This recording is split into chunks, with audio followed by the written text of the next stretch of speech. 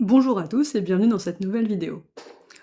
Aujourd'hui, l'objectif sera de voir comment transformer des données qui sont dans un format croisé ou dans un format pivoté en fichier plat ou en fichier dépivoté. Par exemple, ici, on a les codes départements et les départements qui sont au niveau des lignes, mais on récupère les mois directement dans les colonnes. Le problème, c'est que pour certaines analyses, on va avoir besoin de récupérer aussi les mois directement au niveau des lignes, parce qu'on a besoin de faire des recherches, on a besoin d'enrichir les données, parce qu'on a besoin de récupérer les données.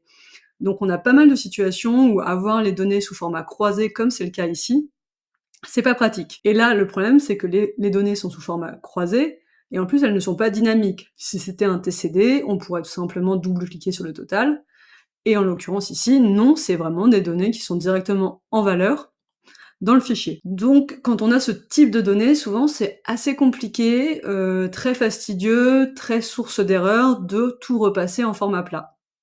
Et heureusement, dans Excel avec Power Query, il y a une méthode qui permet de transformer ces données en format plat en vraiment quelques secondes, voire minutes au plus long.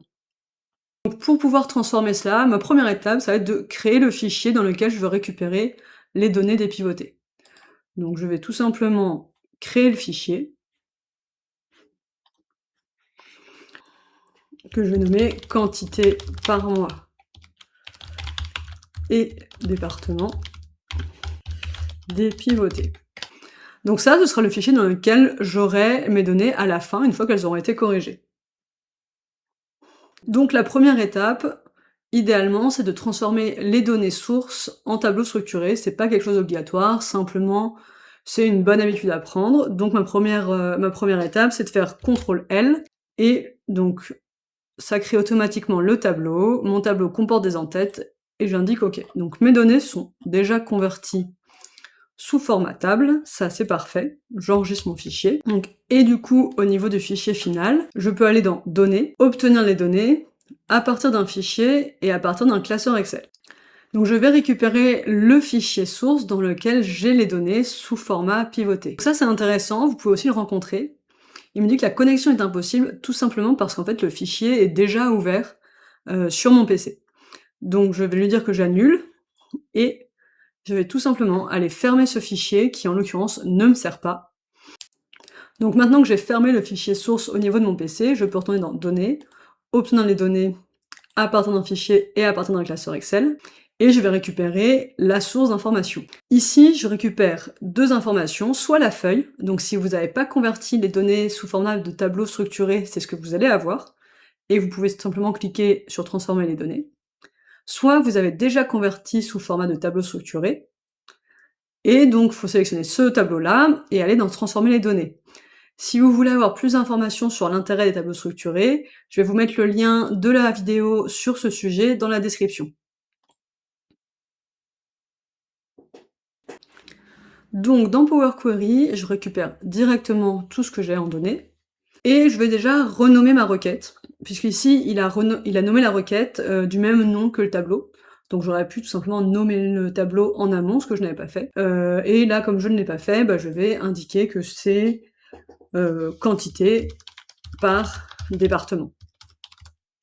Donc la première étape, c'est que je vais sélectionner les colonnes avec les informations en ligne. Pourquoi je sélectionne les colonnes avec les informations en ligne? C'est parce que généralement, on a moins d'informations en ligne qu'en colonne. En l'occurrence, j'ai 2 colonnes qui me donnent des informations en ligne, et j'ai 12 colonnes avec des informations directement en colonne. Donc ce serait plus simple de sélectionner ces 2 colonnes-là que les 12 autres. Je vais dans Transformer, et je vais au niveau de dépivoter les colonnes, et j'indique que je vais dépivoter les autres colonnes, puisque ici les colonnes que j'ai choisies, c'est celles qui sont déjà avec des informations en ligne. Donc c'est celles où je veux qu'elles restent comme cela, et ce qui va être dépivoté, c'est les mois. Évidemment, si j'avais sélectionné les colonnes qui contiennent les mois, donc de janvier à décembre, il aurait fallu simplement dire dépivoter les colonnes. Donc en quelques secondes, Power Query a fait le travail. Je récupère bien pour chaque département les différents mois. Donc j'ai bien 12 mois par département. Pour que ce soit plus clair, je vais simplement renommer les colonnes qui par définition s'appellent attributs et valeurs. Ça, Power Query le fait toujours. Et vous pouvez simplement, donc dans l'occurrence c'est un mois, donc je vais indiquer que c'est un mois. Et au niveau de la valeur, moi ce sont des quantités dans mon hypothèse, donc j'indique que ce sont des quantités. Maintenant le travail est fait, j'ai déjà dépivoté toutes mes données, j'ai le format que je souhaite, et je peux simplement récupérer ces données, c'est-à-dire je vais dans Accueil, et je clique sur Fermer et charger.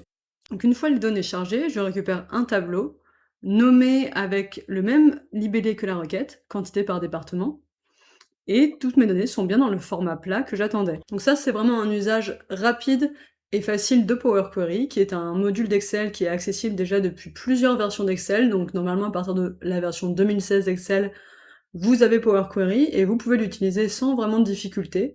Il y a beaucoup de fonctionnalités qui sont simples d'accès, faciles à comprendre et qui permettent de gagner vraiment beaucoup de temps. Donc c'est tout pour cette vidéo, j'espère que ça vous aura plu et que ça vous permettra de gagner du temps lors des prochains fichiers, croisés que vous recevrez.